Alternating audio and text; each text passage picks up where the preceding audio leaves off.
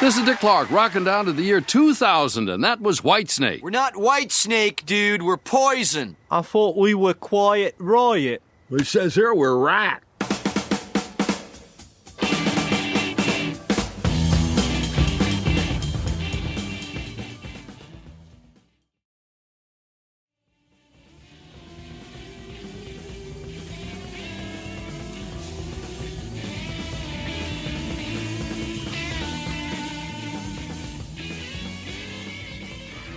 Welcome to the Friends of Dan Music Podcast. I'm Dan Miles.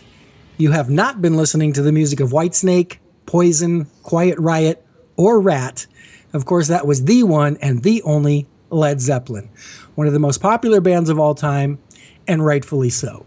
My guest today is the author of the book Back to Schoolin', What Led Zeppelin Taught Me About Music.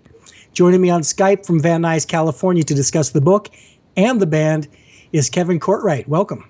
Thank you very much, Dan. I'm pleased to be here. So we have an interesting and somewhat unusual situation here in terms of how I became aware of you and your book. If memory serves, you discovered the podcast around the time of my Keith Emerson and Mark Bonilla interviews. Does that sound about right? That does sound right, yeah. So that was back in April of 2013. So sometime in 2016, I was browsing through Amazon, probably researching another interview. I noticed one of those customers who bought this also bought that kind of links. I see a book with an author named Kevin Courtright, and I think, I know someone named Kevin Courtright. So I drop you a line saying, did you write a book about Led Zeppelin in 2009? And you write back, yeah, I did. So we've known each other for over 3 years. I host a music podcast. How do you not mention to me that you've written a freaking book about Led Zeppelin? Come on, man. Well, I didn't know you interviewed authors. I thought it was more specifically musicians who had actual product out musically, so it never really dawned on me to do so. But I'd also moved on to some other projects, and to be honest with you, I hadn't been promoting the book recently, so it wasn't in my mind. And in fairness to you, what you just described is what I mainly do, musicians. But, I had a smattering of authors, so it's not unprecedented. You're not the first, not by a long shot, particularly now going on 6 years and 100 episodes. So to the book, I have to commend you on your thoroughness. The book is, including the index, let's say it's around 400 pages. It really leaves no stone unturned. I have to say, just reading through the table of contents triggered so many memories for me that I started jotting down some of my key personal Led Zeppelin moments. So before you explain your premise and your process for the book, I want to recount a little of my own personal history with the band first, if you wouldn't mind. Not at all. My first exposure to Led Zeppelin was interesting in that it didn't involve hearing their music. And I only realized the Zeppelin connection many years later in retrospect. But in the summer of 1973, my family moved from Virginia to Germany. And we had a tradition of spending time with my grandparents in Elk Grove, California, which is just south of Sacramento, during that transitional period whenever we were moving. We're a military family. So in the late spring or early summer of 73, I was in a shopping mall with my grandmother, shopping for God knows what. I can't remember now, but, we walked past a music store in the mall that had a very prominent store display that really offended my grandmother's prudish sensibilities. I'm sure you recall the Houses of the Holy album cover with the naked children climbing up the rocks with their little butt crack showing. So that visual image in 1973 was my literal first, quote, exposure, unquote, to anything related to Led Zeppelin. Of course, I didn't know what it was at the time, but later on, it fits, early summer 73. That's when that album came out. Yeah. So after I moved to Germany, I clearly remember my first experience with their music. A friend of mine named Hunt Durham wanted to play me his Big Brother's album, which was a common occurrence back in those days in that musical climate. There's a lot of, have you heard this? Yeah, but have you heard this? There's a lot of that going on. That's how I heard the first live Kiss album, a bunch of stuff like that. So, he queued this record up. He told me the name of the band, and he showed me the album cover, but it didn't mean anything to me. It was just some old guy with a huge pile of sticks on his back, and didn't even make me think of music. So, the song he wants to play me starts off with this subtle sort of guitar wind up. Then this voice comes in just by itself, a cappella. Hey, hey, mama, the way you move, gonna make you sweat, gonna make you groove. Then there's this pregnant pause. Then, bam, he knew I was going to be taken aback by that part. When the power trio all comes in together, I could tell he's just waiting for that moment when Zeppelin was going to punch me in the face for the first time. So, obviously I loved it, but yeah, there was no indication, as we will speak about later in some of the intricacies of their music. You know, they pull their punches and stuff. As you've mentioned, they raise and lower the volume, they raise and lower the tempo. So there was no indication that wall of sound was coming. So Black Dog from their fourth album was definitely my first time hearing the band, and also in a very calculated and theatrical manner. So that would have happened in the summer of '76 when I was between the 7th and the 8th grade.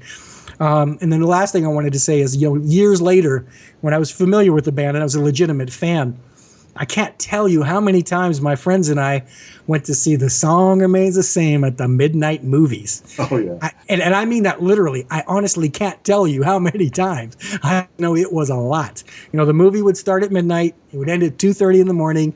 After dropping off all my friends, I'd come stumbling home, well after 3 a.m.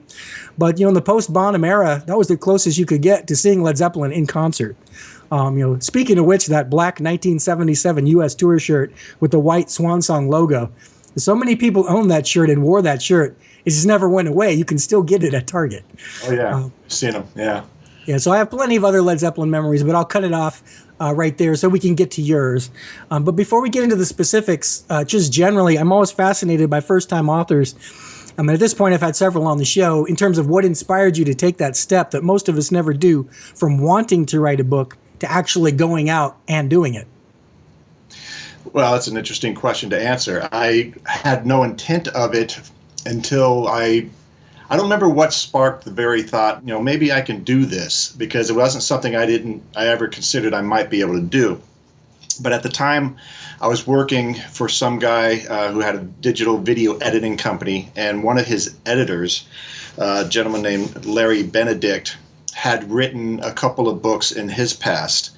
He heard me, or I spoke to him about it and was saying, I've been thinking about wanting to write a book. I don't know if it's something I can do. And I actually mentioned this in the preface in a thank you to him. He started pestering me almost on a daily basis at work. So did you start writing? Did you write yet? Did you start writing? And eventually I decided, you know what? I'm going to try this thing. So believe it or not, the way I got myself to stick with it is I made a pact with myself that I wasn't going to shave or cut my hair until I had finished the manuscript. Yeah. It took about a year. There's a picture of me in the book with this ridiculous, beard way down to here and my hair looking scraggly because I stuck with that and I got it done, and then I was able to shave them off. But it was not something I had considered much in my life until just something hit me. And I thought, what am I going to write about? What I write about, what I know a lot about. And certainly one thing I felt I knew a lot about was Led Zeppelin. I didn't realize how much I knew until I started writing the book. And I think the book speaks for itself as to, how much they impacted me. Of course, I saw the picture with the long hair and the beard. And, I was going to ask you about it later. And I was thinking, I was going to make a joke about it. Did Led Zeppelin inspire that? But the way you described it, of course, there's the hermit, the tarot hermit on the fourth album. So if nothing else, subconsciously, the guy holding the lantern representing enlightenment and people climbing the mountain to get to him, So you're turning yourself into the hermit till the album's end. Exactly. So the title of the book is derived from the lyrics to Whole Lotta Love. You need coolin', baby, I'm not fooling. I'm going to say it, go back to schoolin', because you wanted to emphasize the educational and academic aspect of delving into this immersive Led Zeppelin experience. There's more to it than just the music. The music is at the heart of it, but there are other things to consider. You've broken the content into three major categories, which are music, presentation and relationships, and business. I appreciate all the detail in the chapter headings, because it's not the type of book you necessarily have to read chapter by chapter in order. If you want to, you can skip around to your personal topics of interest. I did read it cover to cover, but Robert Rodriguez does this too, where, you can jump in and, like I just said, it doesn't have to be done chronologically. You can just say, I'm interested in, that's kind of sad when Robert Plant's son died. Let me read about that. Oh yeah. What about their fashion sense? And what other albums have they played on by other artists? So it's kind of cool how it's structured that way. But let's talk about the 3 I's, which are the key to the structure of the book. Sure. Why don't you explain that concept to us? Absolutely.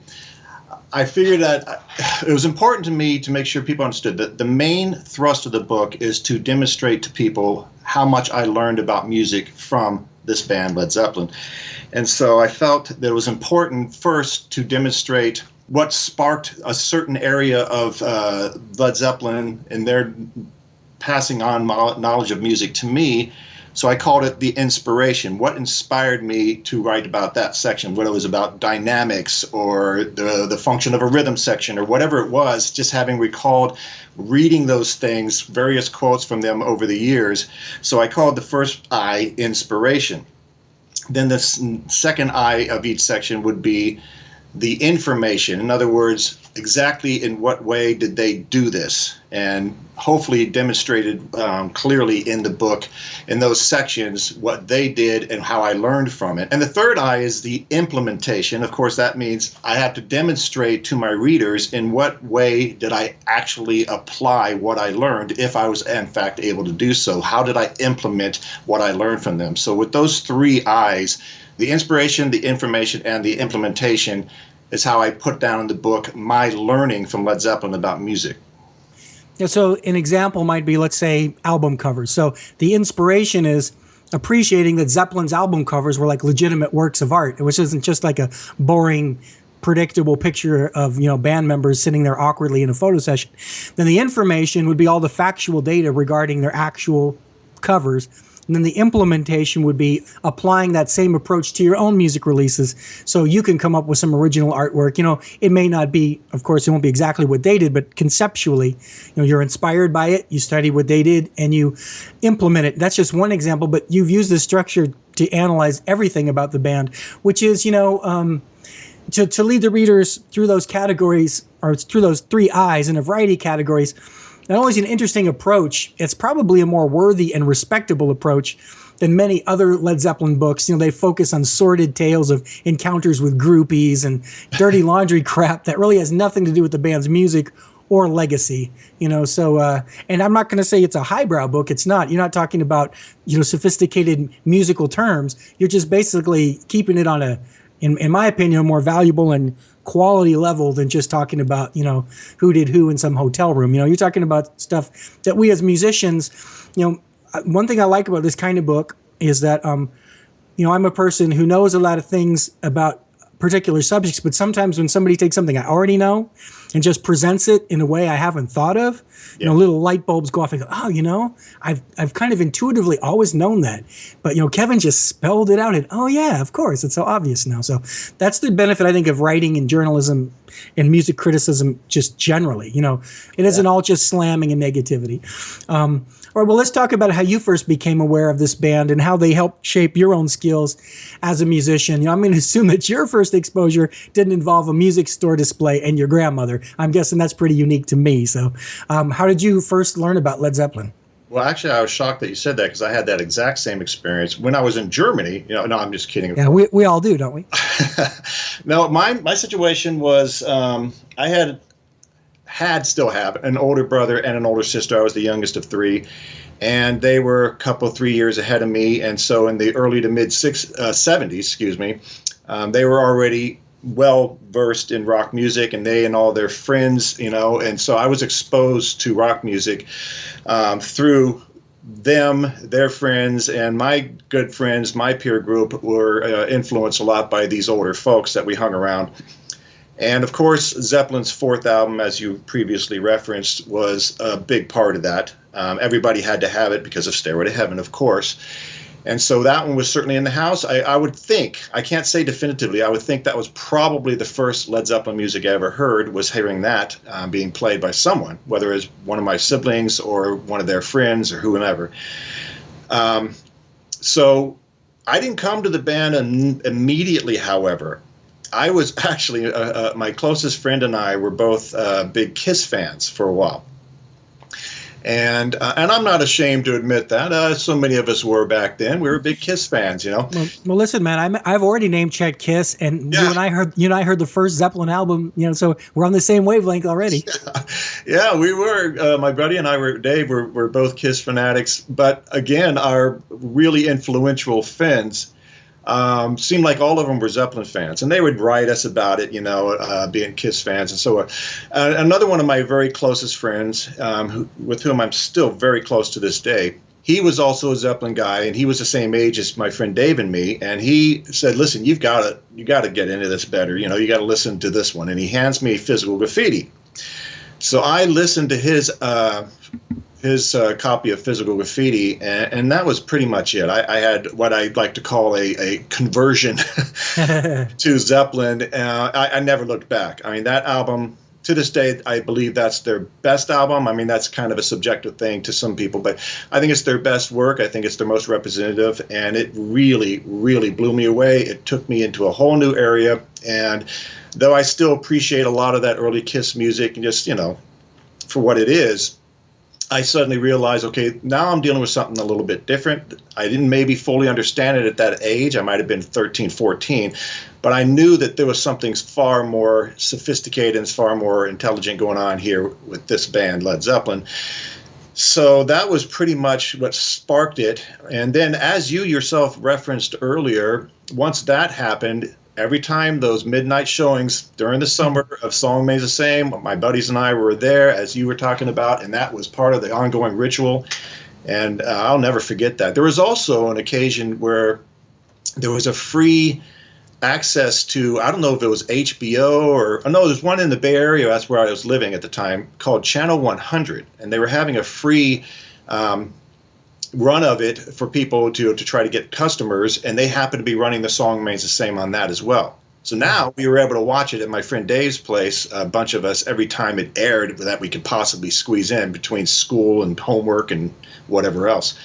So it basically started that way. I would think it started with the fourth album, then my own personal conversion because of Physical Graffiti and seeing the movie, and now I'm on my way from there. Well, since we're talking about Zeppelin and our peers, let's see if we also have this in common. You know, I remember the music of Led Zeppelin being not only popular among myself and my peers, but there was also a sense that it was somehow important and necessary to our lives. You know, with the possible exception of the Beatles, I didn't get that sense from many other bands. I mean, for me, they transcended mere entertainment. They seemed to be tapping into something much more profound. So I want to tell a quick story, recent story about my kids along these very lines. You know, a couple months ago, they opened up a new aquarium in Scottsdale called Odyssey, Odyssea. And I decided I was going to take my boys there, but I had to stop by the office first to check the mail. So I knew we were going to be in the car for a while. So I'd made a playlist on my iPod in anticipation of this interview with every song from every album. You know, I had all of the Led Zeppelin catalog was at my fingertips. Yeah. So as we started out in the car, you know, they were doing like kids do, grabbing at each other. I had to keep telling them, keep your hands to yourself, you know, classic parenting, you know, settle down back there.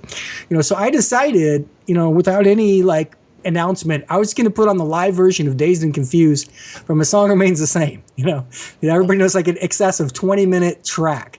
You know, it's like an entire album side. I'm going to I've played various things for them before. I've even played a little Zeppelin for them before, but nothing like this. I just wanted to see how they'd react to it, if they'd yell, turn that off, or if they would ignore it. You know, so it comes on and they quiet down, you know, and all the various passages, fast, slow, loud, mellow. Jimmy's playing with the violin bow. It's, you know, he's soloing. Robert Plant's doing the crazy stuff, as we all know. And, you know, I had it all cranked up, you know, regardless if the kids are with me or not. I'm always cranking up anything, especially Zeppelin. Now, my boys recently turned 6 and 9. You know, it's interesting because I looked in the rearview mirror, and sure enough, they had stopped messing with each other. You know, they're both sitting behind me, and they started looking out their respective windows, and they get this look on their face, you know, that tells me that they're just really listening very intently to this, and they're absorbing it, and they're really taking it in, and they're getting a sense that there's something of value. They can't articulate it, they're young kids, but there's just something about that performance, live, Dazed and Confused, that tells anybody this is not your ordinary, you know, band from around the corner kind of thing. There's something very special about this, you know. And at that point, I was thinking, how come my dad wasn't into Led Zeppelin? You know, what a time saver that would have been. You know, yeah. You know.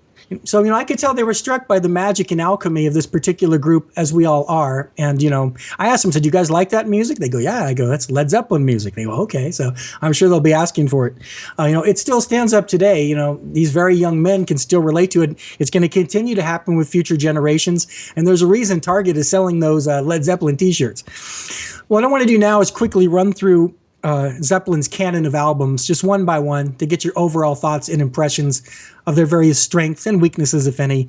Not necessarily a ton of detail at this point, just a sense. You've already told us about Physical Graffiti a little bit, but it's a sense of, their overall impact and what each one means to you personally. So you're starting with Zeppelin 1.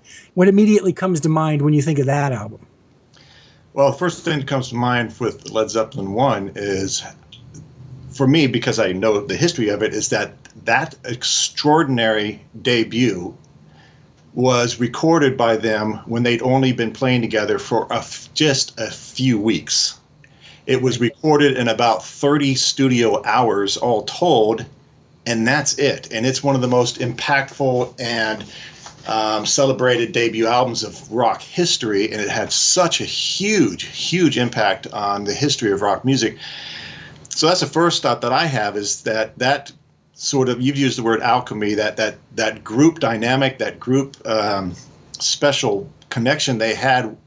They didn't even know each other. I mean, as a four-piece, only a few weeks up to that point. I mean, it's just extraordinary to think about that. They didn't spend years and years and years playing together as teenagers and playing the clubs and working their way up. They just came together under kind of extraordinary circumstances, went straight into a studio after a very brief Scandinavian tour, and recorded an album, and it's an amazing album.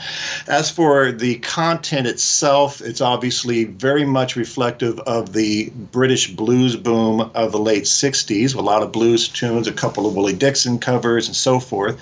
So you have that element, and that stands out. Some people might say that might be one of the only ones where Zeppelin's catalog might sound to some people slightly dated, only because it's so reminiscent of that period. I don't see it dated at all. I think all of their music is timeless for me. I'm not exactly subjective about that, or objective. But that album is very blues oriented, but it's also introduces the light and shade sort of aspect that Jimmy Page wanted so desperately to have in this band, because you have a great balance of heavy music, electric music, with some lighter music, acoustic-oriented music, and so forth. So you have the blues, you have some folk-oriented music, Babe, I'm Gonna Leave You, and you've also got some world music element there with Black Mountain Side as well, a little Indian influence.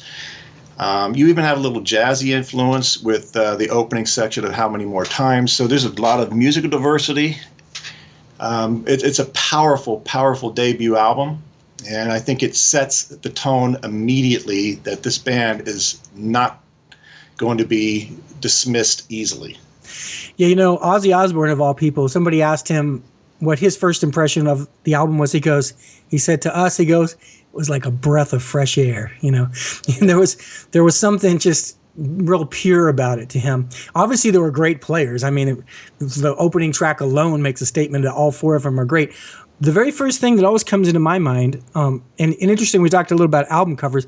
Boom, those album covers are just so ingrained in your head. But Blues, You Shook Me, and I Can't Quit You, Baby. Even though there's other stuff on there, those are just the ones I think, because apart from maybe Red House by Jimi Hendrix, that might be the first time I just heard in my life straight ahead blues music. And all the great soloing and everything. But I had it in my outline for later, but it's appropriate to say right now. John Paul Jones talks about, never mind, the first album, the very first time they played together. Because if people may or may not know, Page and Jones were experienced studio players. Bonham and Plant knew each other from, another little circuit. So they're all in the room going, well, what do we all know? What can we play? They settle on Train Kept A-Rollin', and counted off. And John Paul Jones, because he meant the alchemy was there from the first instant. It was like dang, dang. He said we're all looking around at each other, thinking it's pretty bloody obvious this was going to work. I think was the way he described it. Yeah, they all actually, I don't know if I ever heard Bonham speak of this, but at least Page, Jones, and Plant have all made reference to the fact that very first time they rehearsed together on Gerrard Street in London, it was an unforgettable thing for everybody involved in that room. So they knew right away, we got something special. And the specialist continues with Zeppelin 2. Now, Zeppelin 1 was released, it was recorded in 68. It was released in January 69. So in October of the same year, boom, Led Zeppelin 2. Some differences, some similarities. Obviously, they've toured a lot together. This album is kind of recorded here and there as they're on the road. Big commercial success with Whole Lotta Love. A lot of people's entry point to Zeppelin, I think the first Zeppelin album I owned was Zeppelin 2. Somebody had 2 copies of it. That's the kind of thing it was. It's like like I think Mike Myers says in Wayne's World, his girlfriend says she's never heard of Frampton Comes Alive. He goes, when you moved into the suburbs, you just got that in the mail. Everybody's had it. So some guy goes, yeah, you own Zeppelin 2? I got a couple of them. Here, take one. So this was my first one I owned. So, same question, Zeppelin 2, what's coming to mind? Led Zeppelin 2 was written and recorded for the most part while they were touring. The first full year of their existence in 1969, they toured the United States 4 separate times. They also did a number of gigs in England, and they managed to squeeze in writing and recording the second Zeppelin album. That included writing a lot of songs in motel rooms together, just on the run. Recording one section of a song in, say, L.A., another section in Vancouver or wherever. They were on the road and busy, and it sort of reflects that whole kind of frenetic life that they were leading at that time. It's a heavier album. It's a little more hard rock oriented. It does still have 3 acoustic tracks on it, including a ballad, and so it still has the variety, but it shows them a little more aggressive even than the first album. Another thing that stands out about it is, and Jimmy Page has mentioned this many times, it's the first time that the full group identity started to come forward. The first album was necessarily very Page-led because he'd just come out of the Yardbirds. A lot of what they did on the first album was being done in the latter-day Yardbirds, as well as a lot of ideas he had as well to bring into the Zeppelin. And so it was very much a Page-dominated album, but I think it was necessary because of the circumstances. However, with Zeppelin 2, they started to have a group element that became more and more obvious, and one of the brilliant strokes of Jimmy Page is making sure that the band was designed to not be for his ego trip. He could have started the Jimmy Page band and gone out and toured and done what he wanted to and made it his own sort of vehicle for his own playing. No, he wanted a group. He wanted a group of equal musicians, and he got that. And so that second album, really, you start to see that come through more. I think, and I've felt this already, and from reading your book, I think you will agree, I think Jimmy Page was surprised by how good. He didn't think he was going to find a singer as good as Plant. He was thrilled when John Paul Jones called and said he wanted to be in the band. He knew what he could bring as an arranger and a player. And then, Plant goes, I know this drummer who's pretty good, freaking Bonham. So, he would have been crazy to call it the Jimmy Page band. As good as he was, and he was amazing too. And I wouldn't say he lucked into it because, there's a reason people all come together. But, oh my God, I'm sure when he saw what he had, and, and I'm going to mention later about when we get to his production about, how he didn't show favorite. The example I always give is if you listen to Wings Over America, Paul McCartney, his bass is so up front that Paul McCartney mixed this. His ego said, hey, everybody listen to do do do do do. Look at me. He's like, if anybody under the sun other than McCartney would have mixed it, the bass would have been in a normal place. Whole Lot of Love is so familiar to me, I don't even hear it anymore. But Heartbreaker, just that riff and like you said, the band feel. That was like, instant classic. And, his little guitar breakdown and everything. Moby Dick, John Bonham's moment to sort of shine. Now, correct me if I'm wrong, but is Live and Love and Made the only song that they never played in concert? Maybe not the only song, but the only song off that album anyways. Yeah, definitely the only one off that album. My understanding is they never did play it live. My understanding is they were not real fond of that one. To them, it was kind of a throwaway track. So that tells you something about Zeppelin. Yeah, it's a cool tune. So for them, if that's a throwaway, that tells you the quality. And as you say, in terms of diversity, What Is and What Should Never Be sounds very experimental. You never heard a band do something, with the 13th chords and then the crazy singing that comes in. A Lemon Song, one of my all-time favorite tracks, even though it's borrowed from this and that. Just, the vibe of it, the vocals on it, mainly the bass. One of the best, I think Michael Anthony from Van Halen said the thing that just blew him away as a bass player was John Paul Jones on the Lemon Song. So, everybody listening knows the deal with Zeppelin 2. So let's move on to Zeppelin 3 because, this came out in October of 70, like a full year later, and kind of alienated some of the fans who wanted more Whole Lot of Love and Heartbreaker and didn't feel like they got it. Personally, I'm a big fan of this album. And probably my favorite album cover. But let's get your take on Zeppelin 3. Zeppelin 3 was an opportunity to take stock of their situation. They took a break from touring, and Robert Plant really wanted to get away with Page and do a little writing, and he kept going on and on about a place in Wales that he'd gone to. His parents had taken him to when he was a kid, and so they went there, and they brought the acoustic guitars, a couple of roadies, and no electricity, and they started to write songs.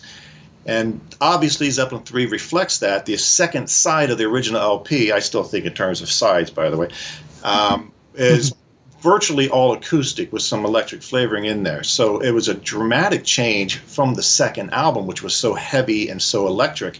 But that was the point, and that is one of the things that makes Zeppelin, is that every single album is utterly unique from the last. They didn't try to rest on their laurels and, well, we had such success with Zeppelin 2, we got to stick with that formula. They completely shunned the whole idea of being formulaic, and they did something that was really very different, and it showed great progression forward.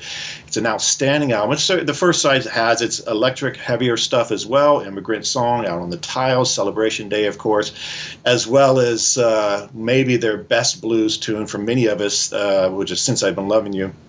Yeah, I love it. But it also had Friends on there, to show, hey, we're going to go more acoustic, and then by the time you get to the second side, which is mostly acoustic, you know that they are wanting to expand their palette. And you're right, they did not sell quite as many as the previous two, even though ultimately it has sold far platinum. But at the time, it was confusing to people. But that's because they were innovating. They were taking chances and being willing to do that. And my understanding is that Robert Plant was a huge part of that. He was determined that they were going to branch out and not just be considered a hard rock band. And Page was fine with that. Well, that's the way. One of my favorite, Robert Plant vocal performances and lyrical contributions. I mean, just you listen to that and you go, wow, man, this band. I mean, other people do that style, but there, as I said before, Zeppelin was different because there was something necessary and important about them that other people didn't seem to be bringing to it. There seemed to be a depth to their performances, and Plant, it was encompassed in his voice. He seemed to know something I didn't know. Yeah. He seemed to have experienced something I didn't experience, and I wanted to. And Since I've Been Loving You, that's just epic, man. I mean, from the first note to the last note, all of it. In fact, that's the very first Zeppelin I played for my kids. I would say, come here and listen to this. I want to see what they thought. And they actually thought the part where Plant goes, I've been crying. His voice just comes in. They actually laughed at that because they weren't expecting it. Yeah. It sounds kind of crazy to them, but he was like 2 or 3 when I played that for him. But, but yeah, it wasn't like there was no rock. I mean, you said Immigrant Song, Celebration Day, Out on the Tiles. It's good stuff. My understanding and impression is whenever a band does this, just as the Beatles went off the road and started to do different things, some fans drop off. New ones climb on, So maybe some people thought, I didn't really like anything of Zeppelin 1 or Zeppelin 2. Oh, what's this Tangerine? I like that. So, you got to be true to yourself.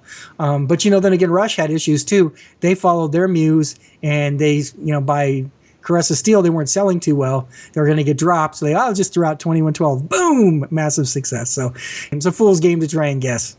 Yeah, I agree. Okay, well, the fourth one, the one with no title, the Zozo Runes, we've already touched on it a little bit. Now, again, this is November 71, so a full year goes by. Just one magical musical moment after another, just like a stunning work. Because one thing that Zeppelin does, besides just writing a song and performing it well, they get an ambiance, like When the Levee Breaks, of course, Battle of Evermore. Above and beyond what's actually being played, there's like a feeling to it. And it's not like they only know how to do 1 or 2 different feelings. We haven't got to Down by the Seaside yet, but I mean, it's like they can do this in different forms. They were uniquely gifted in that regard. John Paul Jones was probably a big part of that, and Page, all their hours in the studio. But, I just didn't hear any other bands that were doing Battle of Evermore, so we've talked about it a little bit, so we don't have to spend as long on this one, but Zeppelin 4. Zeppelin 4, to me, is a summing up of everything they'd done up to that point. It has elements of the hard rock and the blues from the first 2 albums. It has more of the acoustic, folky-oriented things, a little more of the world music, and so on and so forth. And it's like with the 4th album, everything was leading up to that album, and they put it all together and had a perfect statement to sum up those first 4 albums. In fact, it's the first half of their recorded output, of their official recorded studio output. So it's a great summing up, obviously. This is an album that has sold north of 25 million copies in the United States alone. It's one of the biggest selling albums of all time. Obviously, Stairway to Heaven is a huge reason for that. But I like that you mentioned The Battle Over More. It's one of my favorites on that album. I tend to get drawn to the deep cuts with most bands, and Zeppelin isn't an exception to that. I think that song is extraordinary. The duet with Robert and Sandy Denny, who'd been in Fairport Convention, is incredible. It's haunting. It's a beautiful, beautiful track, and it's a great performance. Another one of mine favorites on that album is probably, for a lot of people, the least favorite, the least discussed, and that's Four Sticks. No, I like Four Sticks, yeah. It's a great track. There's a reason for that. I ultimately am a huge, huge lover of what was come to be known as progressive rock. And that track stood out to me before I realized why, and I mentioned that in the book, because it's got the 5/4 going back and forth between 5/4 and 6/4 with the time signature, and it swings, and it's a little unusual. It's kind of an avant-garde feel to it, and it stands out because it's a complex, interesting piece in that regard. So I love that track as well. But everything on there, as you said, is just fantastic. And what about John Bonham's drumming on Rock and Roll? How many drummers have had to, learn that intro and little fill at the end and keep up the pace for that thing? I mean, that's like a pretty strong statement, too. I didn't realize it until years later that the intro is based on the Little Richard, Keep a Knockin' Till You Can't Come In. And Nate Morton, who's been on the show, he actually did a little instructional online, you probably still find it on YouTube, of how to play that intro. He says the key to it is that Bonham's coming in the middle of a measure. He's not coming in on the 1, he's coming in on the 3. So if you start counting 3, 4, and then go from that point, 1, 2, 3, 4, you end up with the band on the first note. If you think that dun, dun, dun, dun is the first beat, it's like dun, dun, dun, dun, dun, dun, dun. He's coming in the middle of the measure. That's the secret to it, everybody. So never heard that before, but that makes a lot of sense, yeah. Yeah, because so many bands had trouble with that intro. They struggled to all come in together, and that's the reason. Black Dog, classic. Rock and Roll, classic. Battle of Evermore, classic. Stairway to Heaven, insane classic. When the Levee Breaks, one of the most sampled, drum beats, by later generations. So just to show the magic of Zeppelin, that song was an accident. John Bonham just suddenly started playing, that Little Richard intro, and they all just sort of jumped in, improvising, and there was recording, by the way, because they had the mobile truck at the Headley Grange there. And then they stopped after, however many bars, and they suddenly realized, whoa, wait a minute, we got something. In fact, I think they were recording Four Sticks at the time, and they were having some trouble getting through it. And then Bonham just started doing that. And all of a sudden now we've got another track to add to the album. So that just shows you the magic of that band, how quickly they can, on the spot, and it's a group composition. It just shows you that like you said before, that alchemy of the band. Yeah, no, that's amazing. And of course, the story about hanging the microphone in the stairway and why he got that particular sound. So we're not going to encompass all of Led Zeppelin in one interview, but so moving on to Houses of the Holy. Now, they didn't put anything out in 1972, but presumably, I know there were delays with this album. Presumably, maybe it was supposed to be fall of 72, but we'll call this one my grandmother's least favorite album with the naked kids on it. But March 73, they put out Houses of the Holy, which Plant actually said he preferred to Zeppelin 4, but maybe just said that at the time. So another great album, and as you said, another completely unique experience. Yeah, absolutely. What to me, what that album is their first opportunity to say, okay, we've done 4 albums. Our most recent one is our biggest selling yet. We summed everything up that the first 3 did with the 4th, and now we're free to really experiment. And of course, they do. We've got the Crunge, which is a James Brown sort of homage there. You've got little dalliance with reggae on Digi Maker, or however you say that. I'm not British, but I understand this. Is that how you say it, Jamaica? Jamaica, yeah. Yeah, and also the opener with The Song Remains the Same, which was originally supposed to be an instrumental. They're getting really complex. That's Jimmy actually writing one on the 12-string, and it's extraordinary.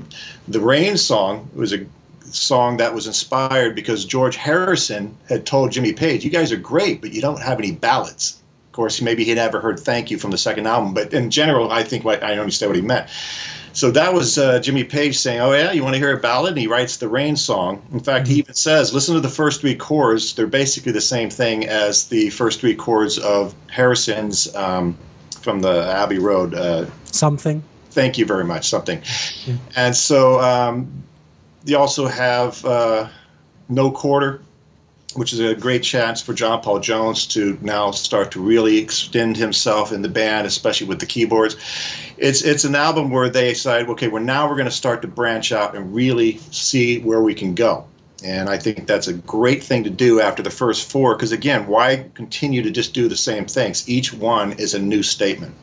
And also interesting how the combination of, it's a lost art now, unfortunately, but the combination of the visual, the album cover, and the music. I mean, I always think of the color orange when I listen to this music, you know, and I always think of the color gray when I listen to Zeppelin 4, and I always think of white with little, you know, forms on it when I think of Zeppelin 3. I mean, I have the album covers imprinted along with the music. No Quarter, you know, another of my all-time favorite tracks. And, you know, I played, when I did a Rush panel, I realized that I went back and counted how many Rush songs I covered, and I realized the only band I covered more than Rush was Led Zeppelin. And, you know, Song Remains the Same was one of the ones I learned. But yeah, another interesting little tidbit about Houses of the Holy, as people know, on the next album we're going to talk about, there's a track called Houses of the Holy, which was dropped, you know, which should be the title track of this album, but, you know, it was too similar in rhythm, I guess, to Dancing Days or something. I think so, yeah. Again, there was no 1974 release, but in February 75, they kind of make up for it by giving you two albums. Oh, yeah. 2 albums worth. I guess every band arrives at that point. You know, the Beatles with the White Album, where they go for a 2-album set. And yeah, this made an impression on me too. I didn't like everything on it, but the stuff I liked, I loved. You know, In the Lights, Down by the Seaside, another one of my all-time favorites. And Kashmir is one of the ones people point to. It's just sort of that moment where everything came together that you love about Led Zeppelin is in there. The drum beat, the vocals, the lyrics, the, you know, intimation of world cultures beyond just, you know, the exploration, and it's, you know, everything about it just tremendous. So yeah, Physical Graffiti, and if that wasn't going to bring you in, you were never going to be a Zeppelin fan. Exactly. I agree. Yeah, that album means a lot to me. Obviously, as I said earlier, was my the album of my conversion to Led Zeppelin, for the reasons you've already mentioned. The fact that it's a big 80-plus minute 2 LPs in the original format. It has all that diversity, as you said. In fact, you mentioned In the Light. That is my personal favorite Zeppelin song. I mean, I used to sit there absolutely transfixed listening to that song when I was still pretty young. I mean, that's really sophisticated music, and it was beyond me. All I know is I loved it, and it was amazing. And as you said, Kashmir, which certainly Page, Plant, and Jones have all said is probably their best track, their most representative, more than Stairway to Heaven.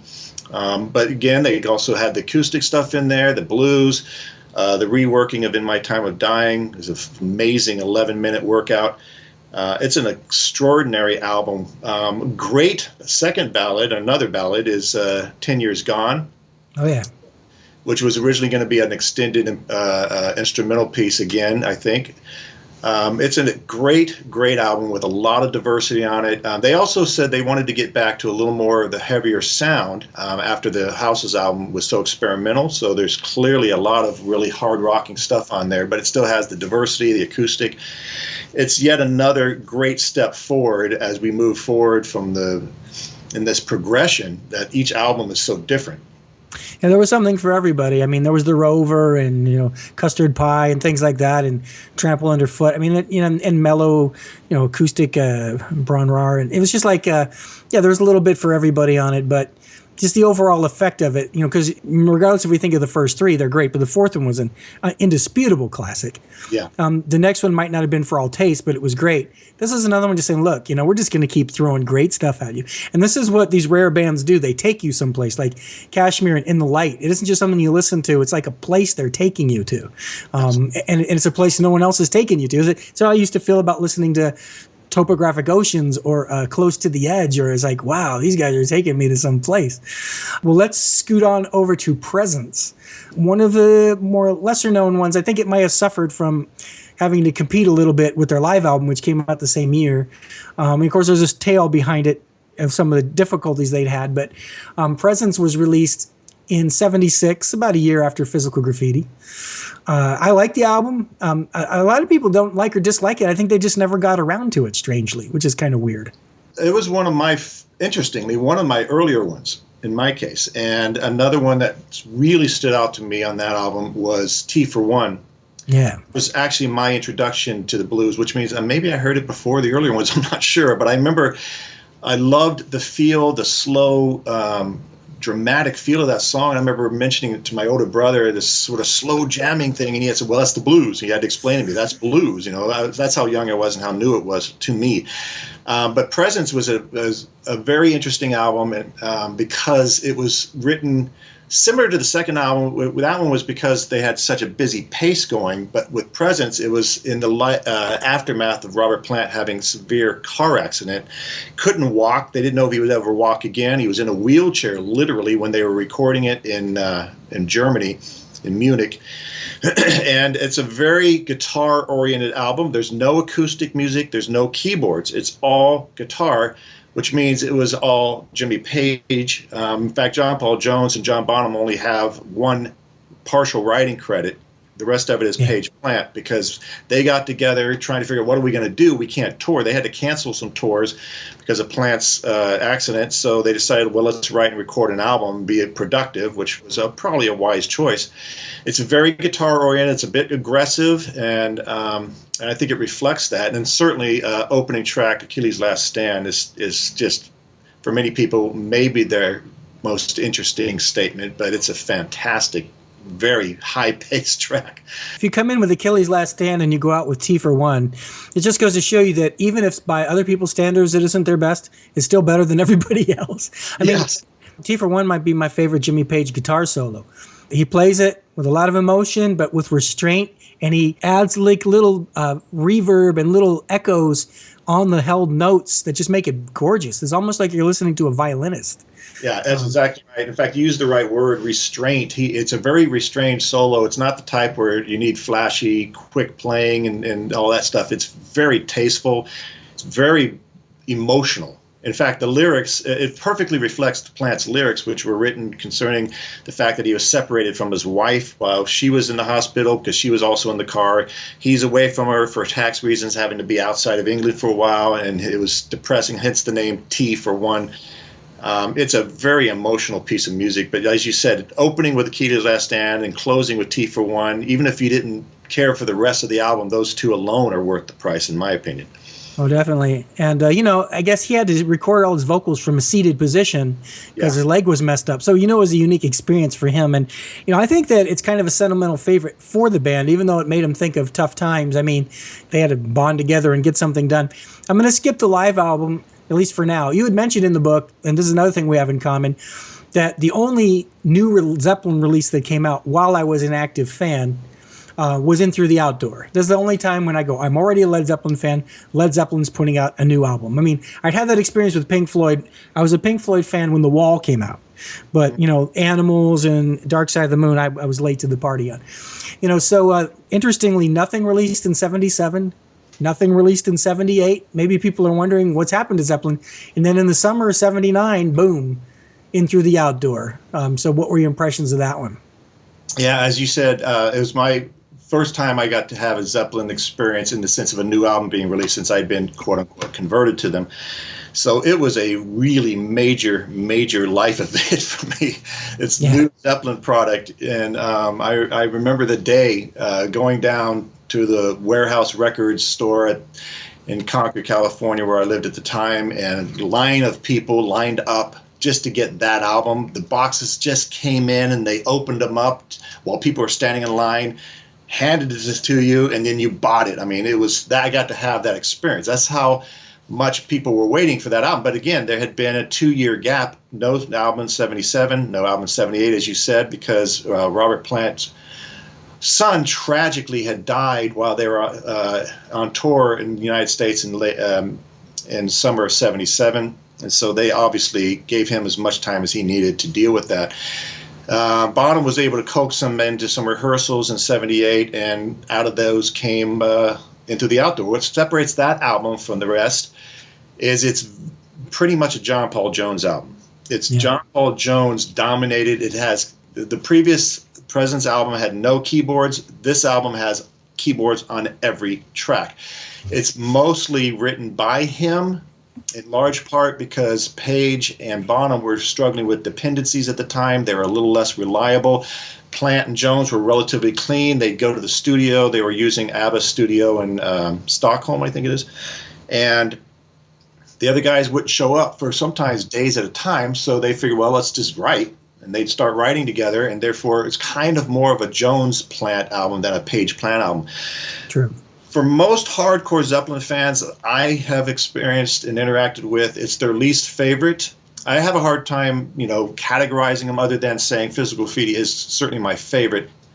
But I love that album. Again, I love progressive rock kind of stuff, and because of the John Paul Jones influence, I think it's a really sophisticated album, especially all the keyboard work and the diversity of it. It's very different, and I think the fact that Jimmy Page is a little bit less prevalent is why a lot of fans are not as into that album. But I think it's a great album. Well, you just summed me up. Unfortunately, where was Jimmy? Where were the epic solos? Where were the iconic guitar riffs?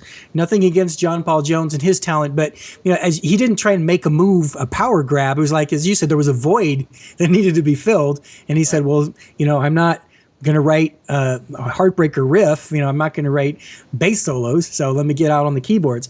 Another thing was, and I didn't know this until years later. When the Doors came out with "Touch Me." And Morrison singing, "I'm gonna love you." I thought it was kind of corny, And so when the Zeppelin came out, "All of my love to you," I didn't know it was about his son. I didn't know he was singing about his son. I just thought it was just, I go, really? This is like a Led Zeppelin song that goes, "All of my love, all of my," where's the imagination there, the creativity there? Now that I know the history of the song, I'm all turned around on it. And I do like, the instrumental section, and it has its moments. And, for people who've heard, John Bonham's isolated drumming on "Fool in the Rain," what a pocket that guy could create. 1, 2, 1, 2, 3, 4.